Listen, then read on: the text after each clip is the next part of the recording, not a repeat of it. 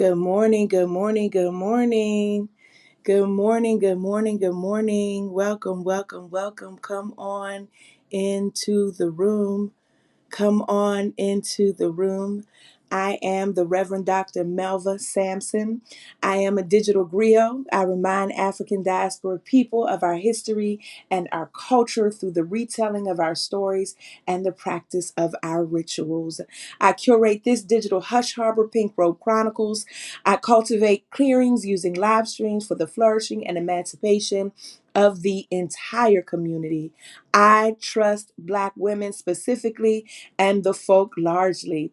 I believe that when we operate in our healed and whole selves, we bend time by producing futures we were given in the past. Welcome, y'all. Good morning, y'all. Good morning, good morning, good morning to everyone here at Pink Robe Chronicles. Good morning. I see folks are tagging and liking and sharing. I'm going to give you all a second as I make sure that everyone can see everything and share over to the Pink Robe Chronicles page. Good morning, good morning, good morning. Welcome. Come on into the room. Come on into the room. Come on into the room. Good morning, good morning, good morning, good morning, y'all.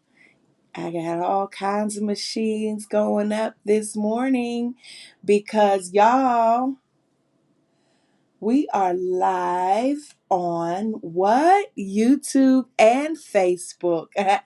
Hey, Carla Jones Brown on Facebook and Glency on Facebook.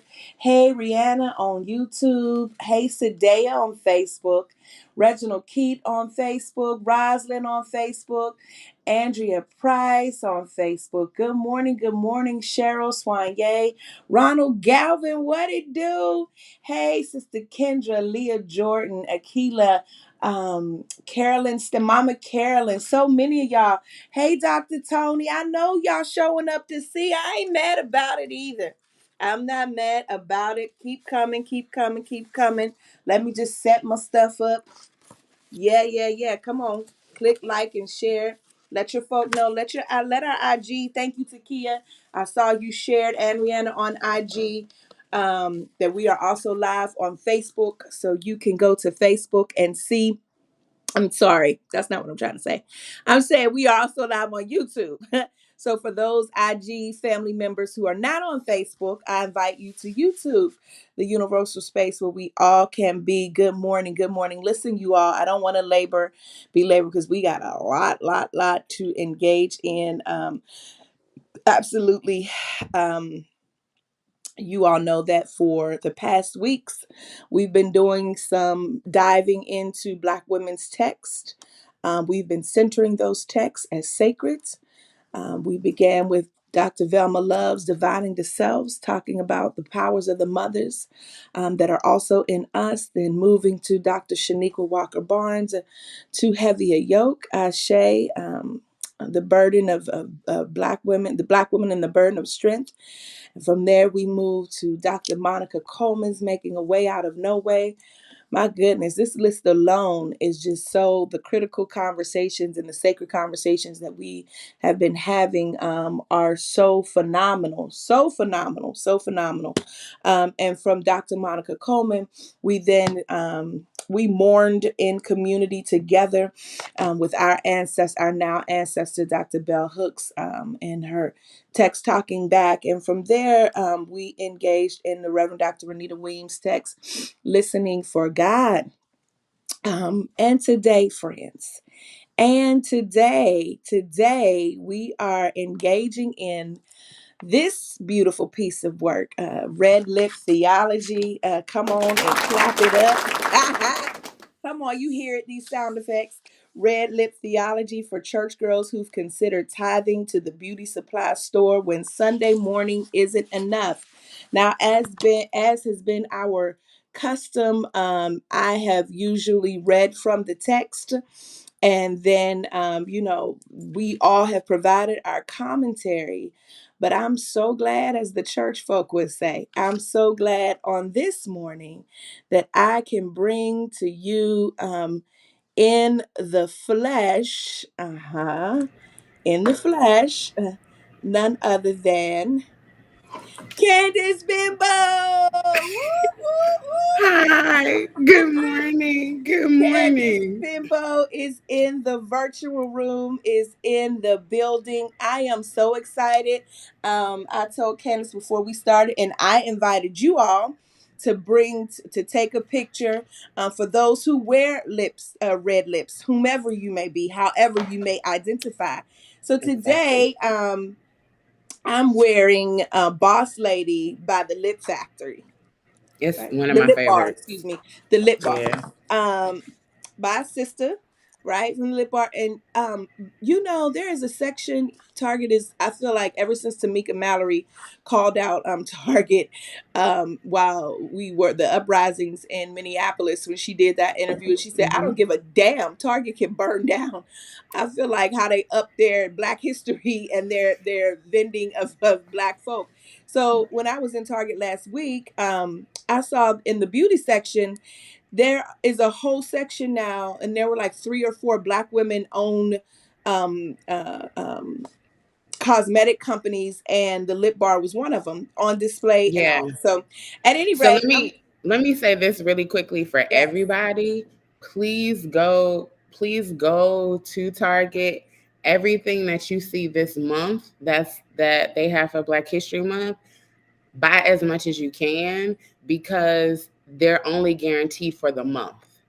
Mm, So you've got the entire, they're like buy black, and I'm actually for the grill profiling two sisters who have their athleisure apparel in for the month. Um, and the issue is that they have only guaranteed black folks those spaces for these 28 days.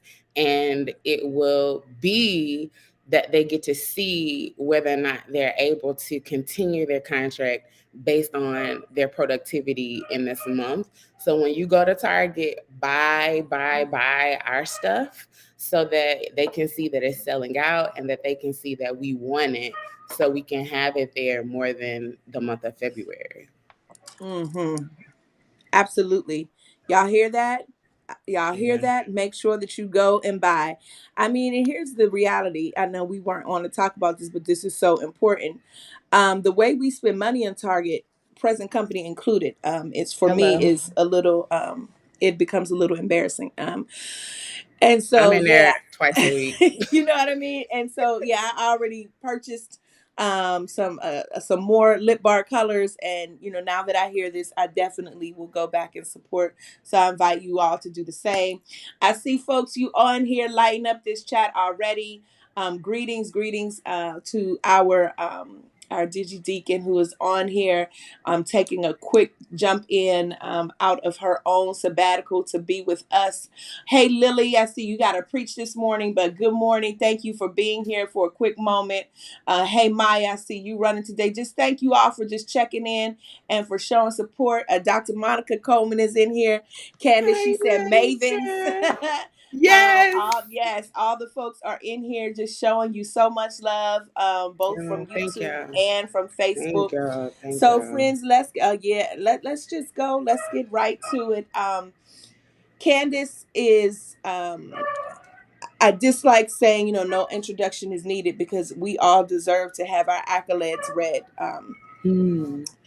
Um, a graduate of Tennessee State University, a graduate of Duke University, and there's another master's in between those, right?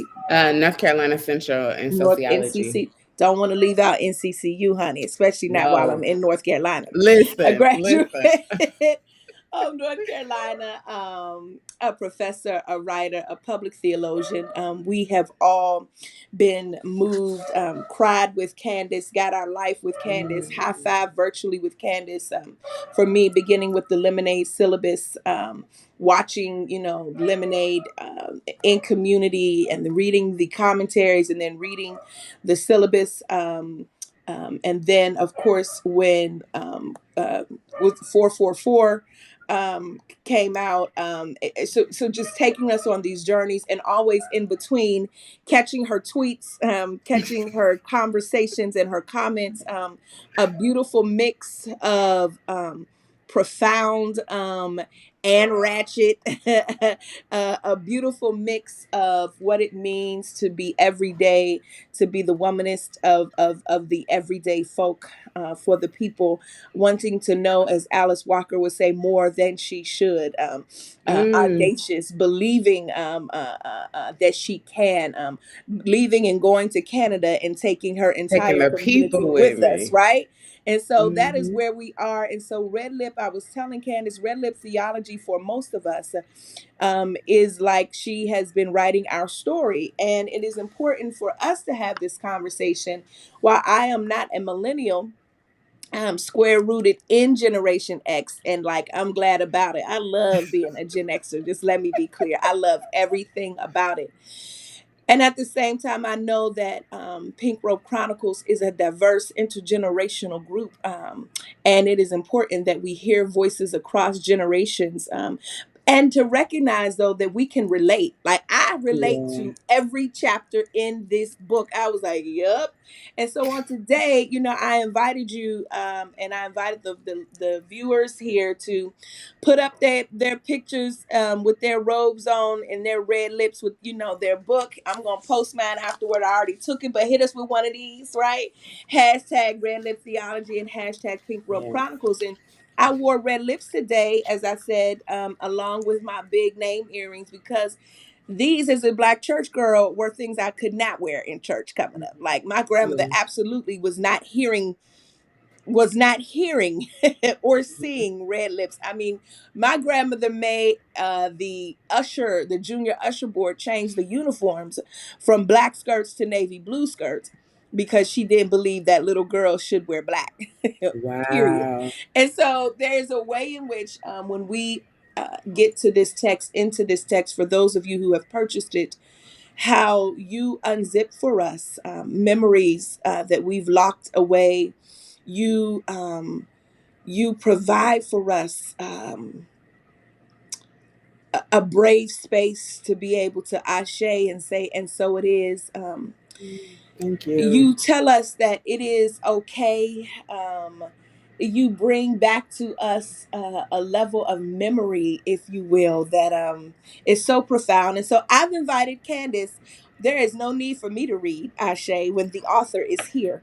So I've invited Candice to just begin in her own way, give us a little introduction, and just take us with her. And per usual, per our custom, you know, we're in this chat. I'll ask her some questions, but we're just going to flow as organically as we can, over this next time, like two girlfriends, which is really true, who are having Yeah. conversation, and y'all having conversation with us. I see you again. This chat is really lit.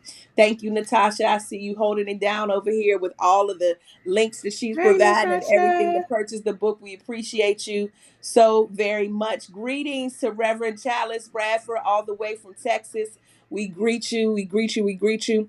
And so, Candice, look, I'm gonna take myself out the view. No, I'm gonna stay here with you on the side, Stay with and just me. I'm gonna stay right here with you on the side. Come on and just take us in. So, first of all, thanks so much for this. Pink Road PRC is family. So, I am with family this morning, and I am grateful for you and our sisterhood. My grandma is watching, so Hey, I'm Miss. excited about that. I am so excited about that. Like, my grandma loves you. So when I told her, she said, "Oh, what time? Oh, I'm gonna be there."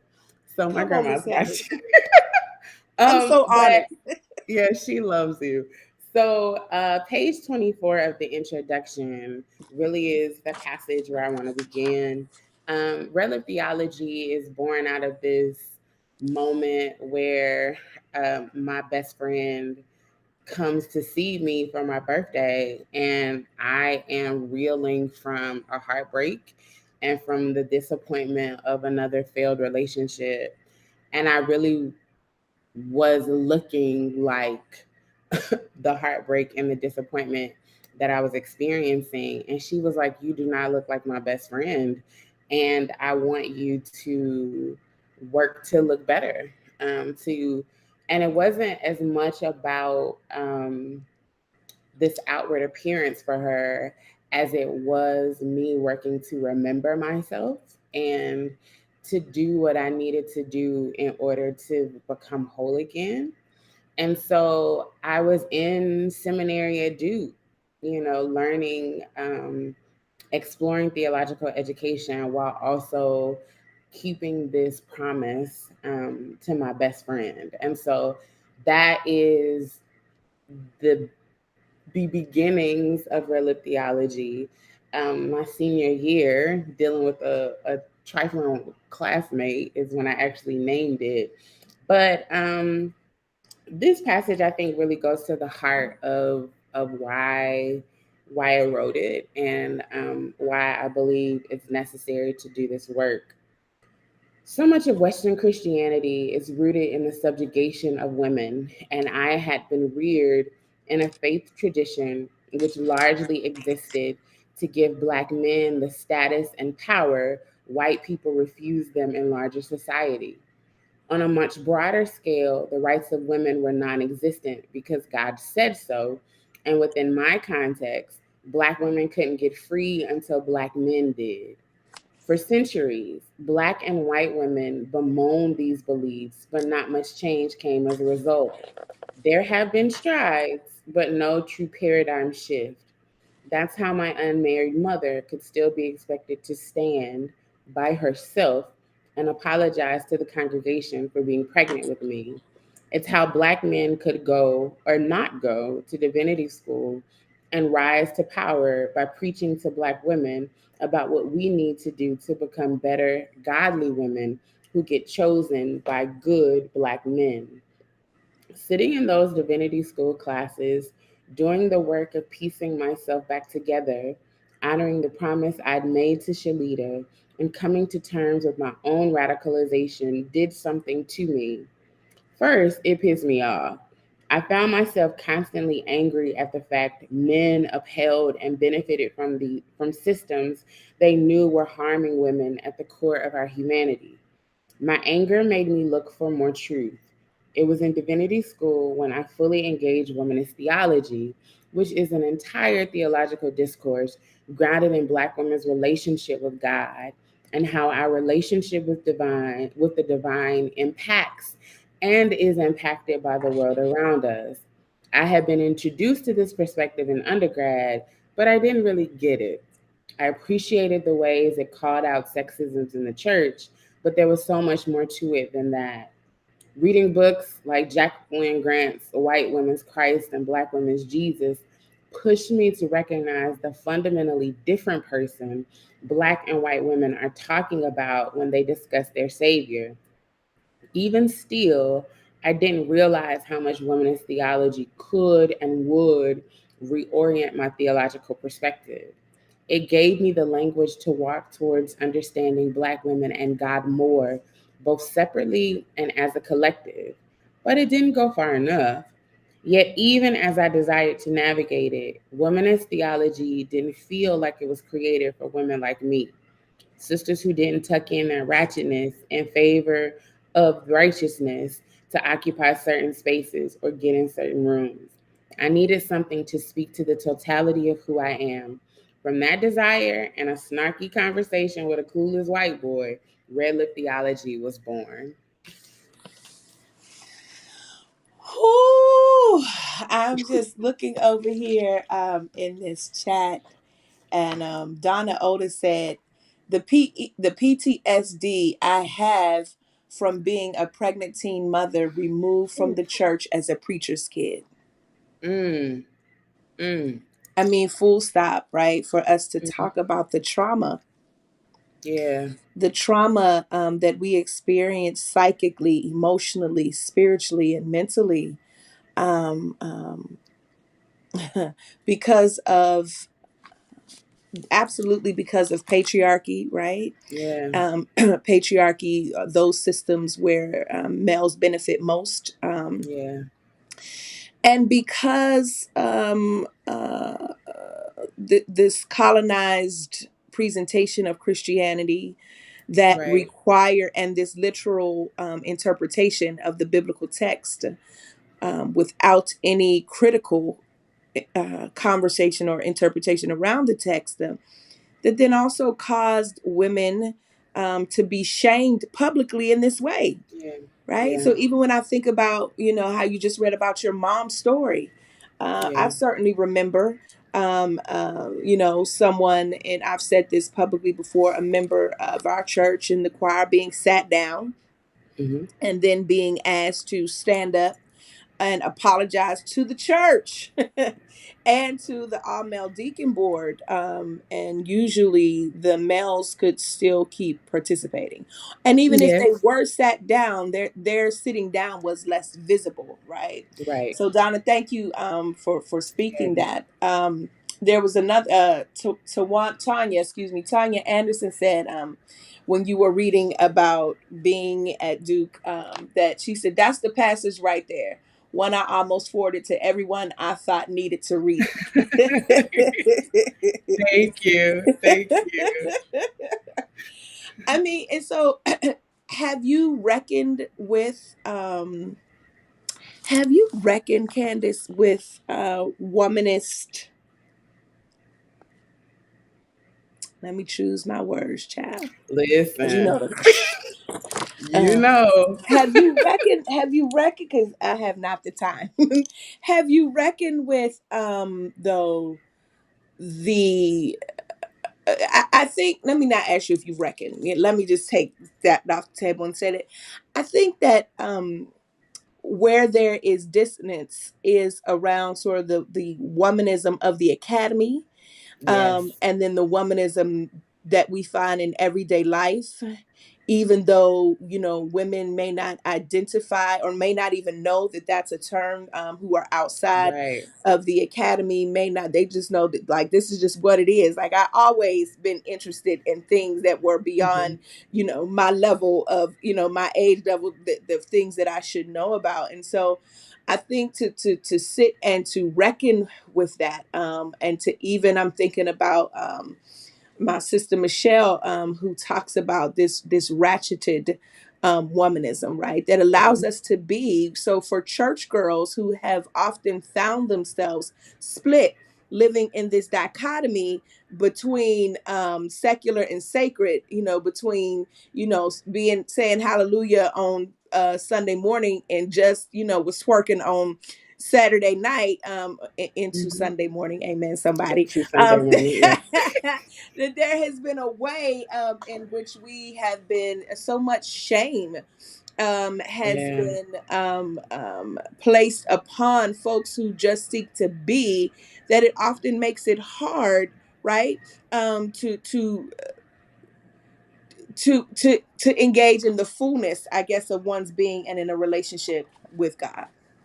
Yeah, I think you asked the you asked the right question at the beginning. Like I've really had to work with um leaning into the truth that while womanist theology within the academy introduced me to language, and it helped me to establish a framework, and I will always honor it for that. And despite what many of them say and think, I know where I stand and whose shoulders I stand on, and I name that as much as I can. um, that it has always been important for me to move the conversation outside of the academy. One, because it was never and should never be cool for us to have exclusive conversations about Black women's flourishing just in the context of white folks and around white folks. And that, like, you know, that, like, we become subjects of a conversation. And and that's a problem. You know what I'm saying? Like that's a real problem. It's one that I always struggle with, because I had a mom who at every educational juncture of my life told me that I didn't go in those classrooms by myself. I went in those classrooms with my homegirls who didn't get pulled out of class by the school counselor and given information about scholarships and other opportunities. I went in those classrooms with my homegirls who graduated high school and was like, I'm entering the workforce. And my homegirls who still to this day will support any and everything that I do because they've watched me grow and they believe in me. Like, it matters to have conversations that include them and that center them, because they are who that if it can't live and make sense for them, then it don't matter if a white man or a white woman thinks that this theoretical framework is profound. Like, I don't care. Like, it's not for you anyway. You know what I'm saying? And it's why I have made clear at every turn that red lip theology ain't for white people. Like, if you get helped by it, as I say in the introduction, that's what's called overflow. But I am having a very specific conversation with a very specific group of people and Yeah. population, because too often we are ignored out of that conversation. Like, and the few Black women who get to speak are often the ones Mm. who can comport in ways that make everyone else feel comfortable. And then, you get a me and you get a Pink Robe Chronicles that say we want to stand in a different space. Um, and I think sometimes people don't recognize or don't understand how isolating these spaces can be, particularly when you think that you should get support from certain spaces and from certain people, um, and you don't. Look, I'll say this and I'm gonna be quiet. I have, because my grandma told me to, but I have been amazed at the people who have tagged and celebrated this book publicly, Mm. once it has done well publicly, um, Mm. who find themselves in the pages for Mm. not necessarily being supportive privately, and I think that that matters, because even though I navigate it differently, what about all the other sisters who don't get the support? What about all the other sisters who sat on pews, who sat in congregations, who sat in classrooms, and their dreams died and withered because you couldn't be the support that they needed, because you couldn't find a way to breathe life into dreams, because you didn't understand them, or because you didn't Uh, think that they made sense, or mm. because you didn't think that they should show up in the ways that they Mm. do. I wrote Red Lip Theology for those sisters, because That's shame. on some level, we gotta get back to dreaming, and we gotta do the work to heal from the pain that these spaces have caused, so we can get back to dreaming, so we can actually get back to living into those dreams. Mm-hmm. Mm. I'm just looking over here in this chat. You all, you can.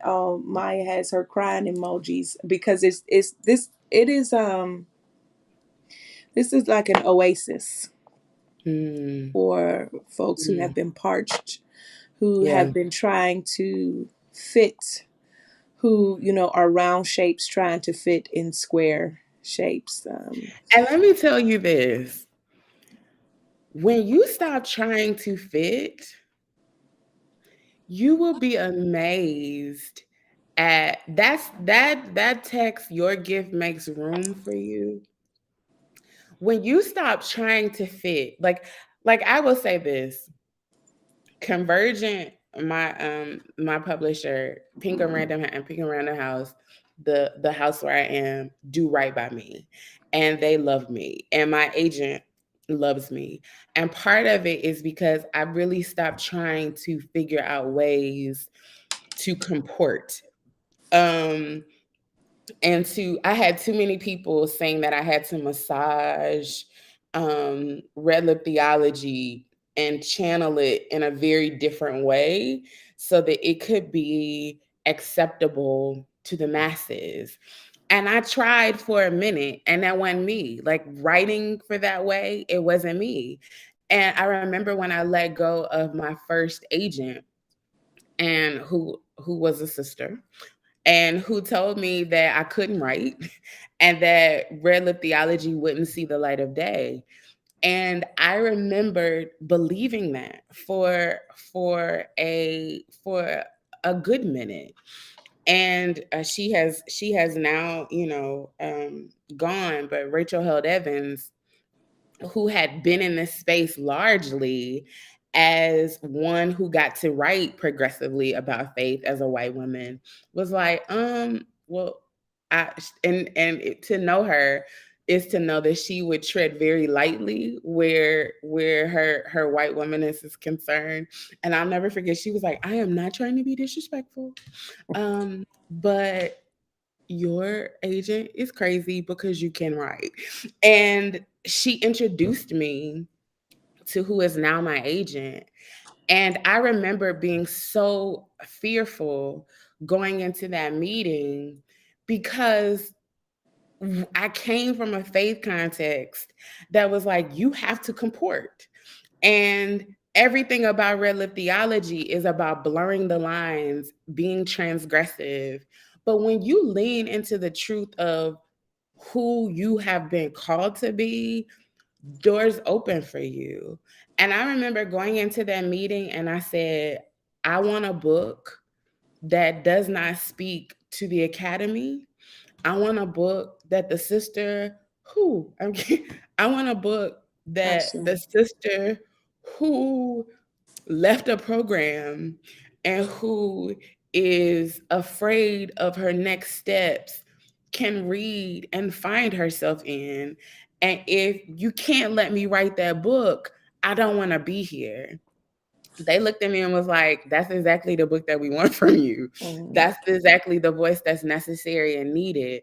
And the dangers are when we allow the people and the systems and the spaces that seek to quiet us and seek to hush us, when we allow them to become our entire universe, we Mm. miss the fact that there are so many other people who are waiting on us to be as we are. There are so many other people who are like, no, like I actually need that blog. I actually need that creative project. Who are you to listen to people who, because they because they accepted a much scaled back dream of themselves, because they chose to live into a different reality for themselves that did not honor the fullness of who they are, they become upset because you do, right? And Red Lip Theology for me has is about the ways that we all got to reject that. Not only reject it from everybody else, but reject the ways that we've lived into it, and Yes. have fostered insecurities, fostered desperation, Mm. fostered insufficiency, and then lived into it by making some reckless decisions and some bad choices that led to heartbreak, led to confusion, led to disillusionment, all because we believed a lie.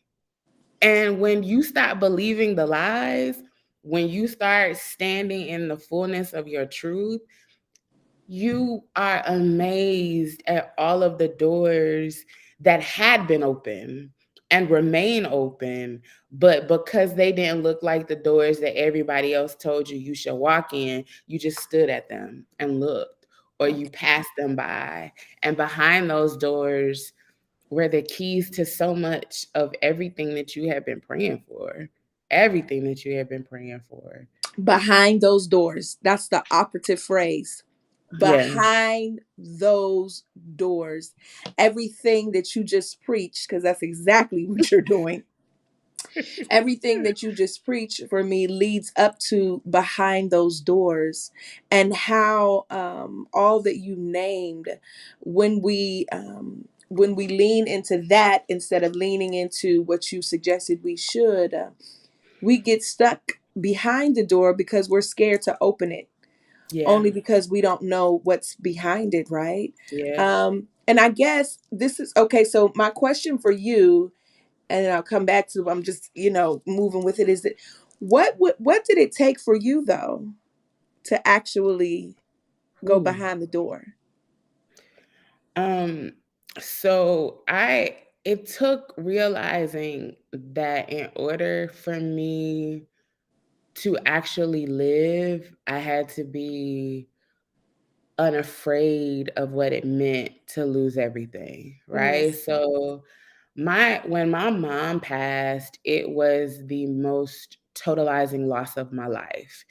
And I was going through the motions of trying to make, and that before my mom passed, and even for a season afterwards, I was trying to be this scholar. Like I was not, it's so funny because people talk about how they were called to preach. And I knew I was called to words, and I didn't know what that was going to look like. But my mom was a professor, and I wanted to be like my mama. And my mama had a standing hair appointment every Tuesday at 11:30, and my mama had her summers free. And I was like, anything that let me do that, and my mama could talk about whatever she wanted to talk about. And she was like, I have institutional academic freedom, whatever. Like it was, I loved that. And I wanted to be like my mama. Um, but and I I think what happened was that when she died, it forced me on this journey to figure out who am I, who is Candice without her mother in the physical realm. And there were a lot of things I talk about in the book, like for a 3-year period after my mom died. I can only describe it as like the hell, that gates of hell literally opening, and every possible evil that could come out of it yeah, happened to yeah, me. yeah, And to a point where I really was like, does God hate me? Like I really felt that way. And I am somebody who I do not believe that pain is productive. Like I don't right, go into this space of like God uses pain to do something. What I do say is that when things happen to us, if we open ourselves up to the undoing, and if we open ourselves up to the journey that takes place as we stumble towards a healing, then we will be made new and we will be made whole. And I opened myself up to the journey that would be, what is it like to know Candice on the other side of all of these traumas? What is it to know Candice living in triumph and living in truth? And so that was the journey, partly because I had to be really honest and say, my mama invested too much in me for me to give up. and and sometimes that was all I had, right? Was that she had invested entirely, and a lot of us know that about, especially if we were raised in single parent households, even if we were as children did not know the sacrifices, as adults, we are acutely aware of what it took for our parents to ensure that we were in situations and circumstances that would push us to thrive and push us to excel and succeed. And my mama did that for me. yes, And I could not let the fruit of all of her labor die on the vine. And yes, part of when I made the decision that I couldn't let her fruit die on the vine, it it allowed me to go on a journey that